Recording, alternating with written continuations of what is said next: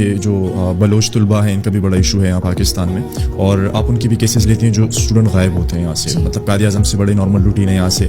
آپ کا میں ایک اور دیکھ رہا تھا کہ ایک اسٹوڈنٹ کو اٹھایا تھا یہ جو راولپنڈی میں جو یونیورسٹی ہے, فیروز بلوچ کو. اگر ان کو اٹھا کے یہ لوگ کورٹس میں پیش کرتے ہیں تو what would be the outcome, اور اگر پیش نہیں کرتے تو یہ لوگ مطلب کچھ ہے اس طرح سے لا میں کہ رکھ سکتے ہیں اپنے ساتھ لوگوں کو. ایک سندھ میں نے ایک لا دیکھا تھا کہ رینجر صاحب کو 90 روز تک رکھ سکتی ہے اپنے ساتھ. سو دیکھیں آبویسلی آپ کو پتہ ہے جیسے for example action in aid of civil powers regulations تھی جو اسی چیز کو ایک لیگل کور دیتی تھی, entertainment centres and all of that, that's you know a long discussion, but point ادھر بینگ کہ آپ کے جو قانون ہے وہ کہتے ہیں کہ آپ کو میجسٹریٹ کے سامنے پیش کرنا ہوتا ہے. اب پہلے جو ایک لائن آف آپ کہہ رہے آرگیومنٹ تھا جو میں بھی یوز کرتی تھی, میں کہتی تھی اگر کسی نے کچھ غلط کیا ہے اسے عدالت میں پیش کرے. اب میں یہ بات نہیں کرتی, اور اس کی وجہ ہے ہم نے دیکھا حفیظ بلوچ کے کیس میں اسے اٹھایا گیا from a classroom full of students broad daylight میں ان بلوچستان, اٹھایا گیا ادھر سے.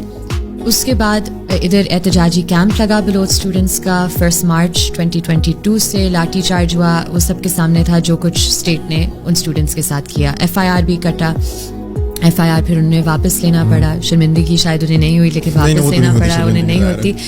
لیکن پوائنٹ بینگ کہ جب حفیظ کو کے لیے اتنا پریشر آ گیا تھا اور اتنا احتجاجی کیمپ کوئی 30 دن کے لیے لگا رہا تھا, تو حفیظ کو انہیں منظر عام پر لانا پڑا تھا.